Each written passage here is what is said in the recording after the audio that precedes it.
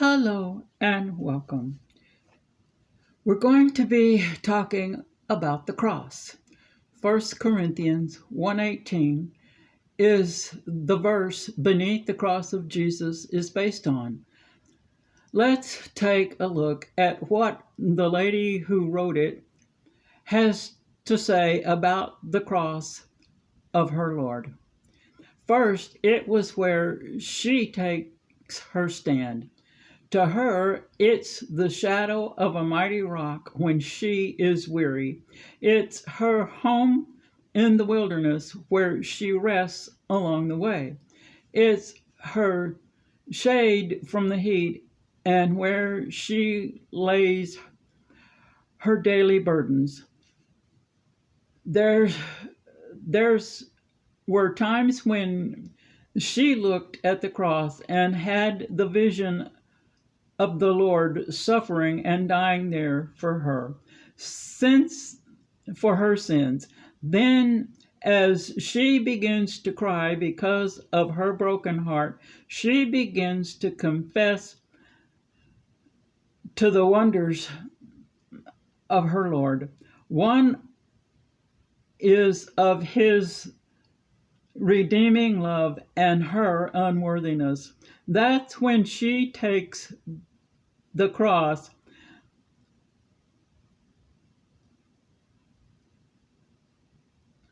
as her abiding place. She asks no other sunshine than the sunshine of his face. Numbers 6:24b.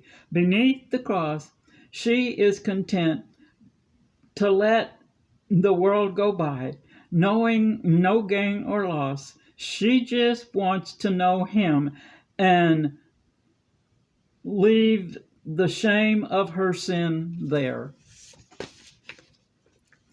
and just find glory in all that cross offers. The cross is a place where we can lose things that need to be lost. It's also where we can find lost things like lost hope and dreams in John 18:34. It's where the centurion who pierced Jesus and then saw blood and water flowing from his Messiah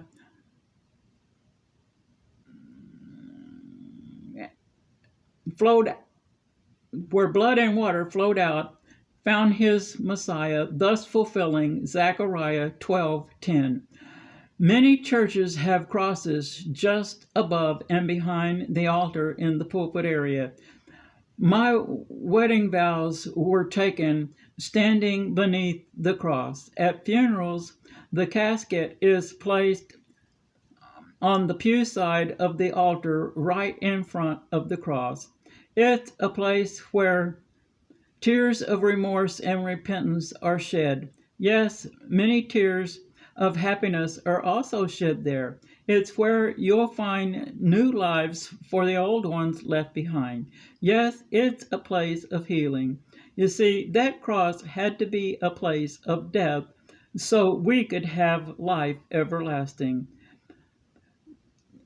People who go there feeling like trash leave there feeling like God's treasure, and they are. When you are beneath the cross, you are on holy ground.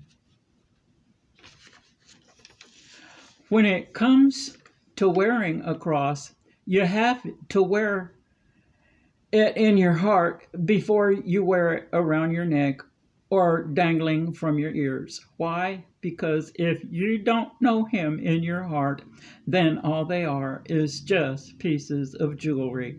The cross is also a place where hate gets lost and that love of John 3:16 gets found. That's why those of the false religion hate it so much. They know the love found there is stronger than hate, and they don't understand how that can be. They just don't get that the cross we Christians cling to down here becomes our crown in heaven. We are where we will spend eternity with the one who died there for us and them. There's another hymn that says it's where we can see the light. The burdens can roll away, and we find true happiness for the rest of our days. We take that we do that by faith because it's where we get our spiritual eyesight. It's where true praise and worship are born because everything that's false comes there falls away and dies. You see, even though that cross has been empty for over 2,000 years, his presence can still be found and felt there. There's power in that cross because of the one who hung there for you and me. Many people see it as a place of death, but it's really a place of life. Yes, it's old and rugged, but it's beautiful. If you want to get into heaven, you have to make a stop at the cross first. It's a good place to pray because whenever you are at the cross, you are in his presence and you are on holy ground. Victory is the sign, V is the sign of victory, but the real sign of victory is the cross.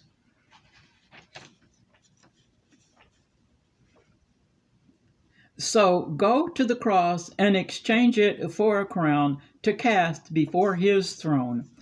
You may send your prayer requests to He Answers TWO, and I'll pray for you there at the cross.